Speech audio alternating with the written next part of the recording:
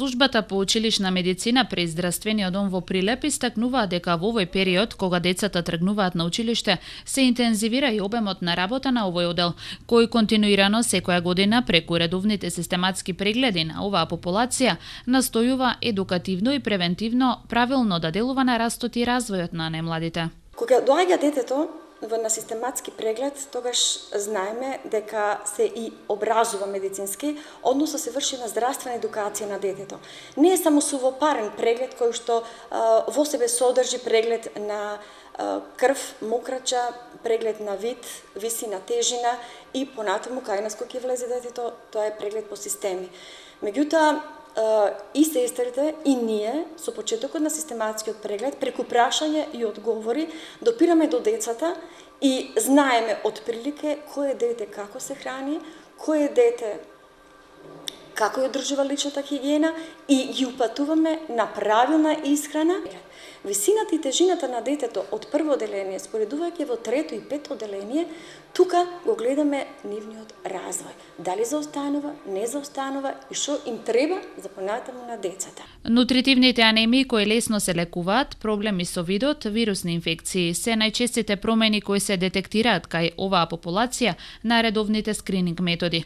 Од службата со апел до родителите, особено до оние на првачињата кои влегуваат во еден нов колективен живот, редовно да ги вакцинираат своите деца и правилно да ја балансираат нивната исхрана. Правилната исхрана што содржи, тоа е еден баланс на витамини и на минерали, без разлика на која храна е, и еден од условите децата кои ќе поаѓаат на училишта да не одат гладени.